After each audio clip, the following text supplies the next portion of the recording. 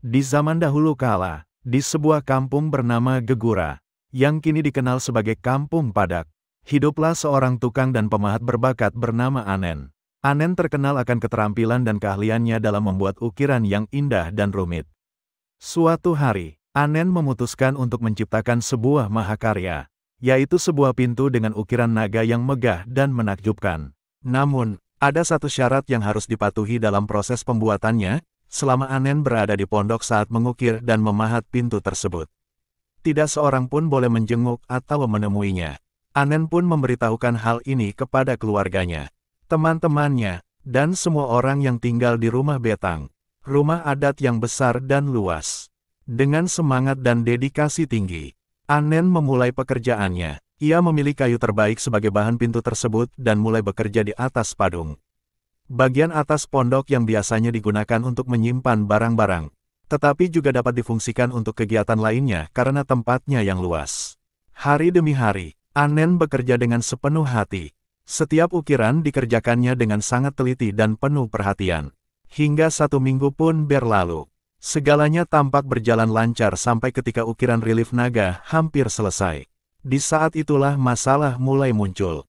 Ternyata, istri Anen di rumah sangat khawatir dengan keadaan Anen yang sudah tak ada kabar selama 1 minggu itu. Dia berinisiatif menjenguk Anen karena takut terjadi hal yang tak diinginkan pada suaminya. Walaupun ia tahu bahwa Anen sudah melarang siapapun untuk menemuinya saat pembuatan pintu berukir naga tersebut. Ketika tiba di pondok, dia pun memanggil nama Anen. Terkejut oleh kedatangan istrinya yang tak diduga tersebut, Anen kehilangan konsentrasi dan tanpa sengaja melukai tangannya sendiri dengan alat pemahat. Darah dari tangannya memercik ke pintu yang sedang diukir. Seperti dalam kisah-kisah magis, darah itu membawa kehidupan pada ukiran naga di pintu tersebut. Dengan tiba-tiba, ukiran naga itu menjadi hidup. Pintu tersebut bergoyang dan bergerak sendiri, melepaskan diri dari tempatnya. Anen, yang masih dalam keadaan bingung dan terkejut, hanya bisa menyaksikan pintu itu berguling dari padung, meluncur menuruni tangga, dan akhirnya menceburkan diri ke dalam sungai yang mengalir dekat pondoknya itu. Sejak saat itu, sungai tersebut berubah menjadi sebuah lubuk yang dalam dan tenang. Dan oleh penduduk Kampung Padak, tempat itu kemudian dikenal sebagai Lubuk Pintu Anen.